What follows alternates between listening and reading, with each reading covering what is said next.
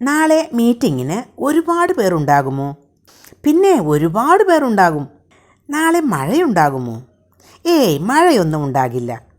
ഇങ്ങനെ സംസാരിക്കുമ്പോൾ നമ്മൾ ഉപയോഗിക്കാറുള്ള ചില പ്രയോഗങ്ങളാണ് ഉണ്ടാകുമോ, ഉണ്ടാകും, ഉണ്ടാകില്ല എന്നൊക്കെ.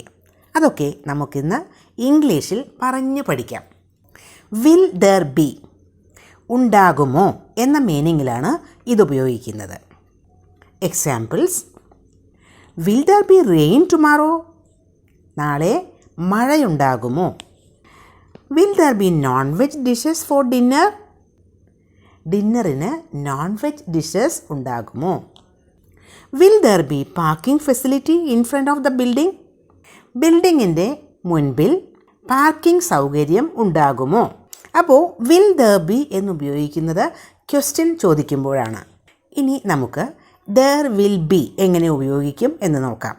ഇത് ഉപയോഗിക്കുന്നത് ഉണ്ടാകും എന്ന അർത്ഥത്തിലാണ്. There will be many people in the meeting. മീറ്റിങ്ങിന് ഒരുപാട് പേർ ഉണ്ടാകും. There will be strike in our school next week. അടുത്ത ആഴ്ച ഞങ്ങളുടെ സ്കൂളിൽ സമരം ഉണ്ടാകും. ഇനി നമുക്ക് ഇതിൻ്റെ നെഗറ്റീവ് സെൻറ്റൻസസ് നോക്കാം.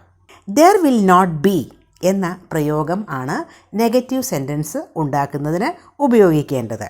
There will not be non veg items for dinner. നോൺ വെജ് ഐറ്റംസ് ഒന്നും ഡിന്നറിന് ഉണ്ടാകില്ല. ദർ വിൽ നോട്ട് ബി എന്നതിന് പകരം ദർ വോണ്ട് ബി എന്നും പറയാം. വിൽ നോട്ട് എന്നതിൻ്റെ ഷോർട്ട് ഫോം വോണ്ട് എന്നാണ്. There won't be non veg items for dinner. ഡിന്നറിന് നോൺ വെജ് ഐറ്റംസ് ഉണ്ടാകില്ല. വിൽ നോട്ട് ബി എന്നതിൻ്റെ ഷോർട്ട് ഫോം ആണ് വോണ്ട് ബി.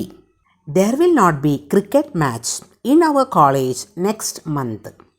അടുത്ത മാസം നമ്മുടെ കോളേജിൽ ക്രിക്കറ്റ് മാച്ച് ഉണ്ടാകില്ല. There won't be cricket match in our college next month. ഇപ്പോൾ will be there will be, there won't B എന്നൊക്കെ എങ്ങനെയാണ്, എവിടെയാണ് ഉപയോഗിക്കേണ്ടത് എന്ന് മനസ്സിലായല്ലോ.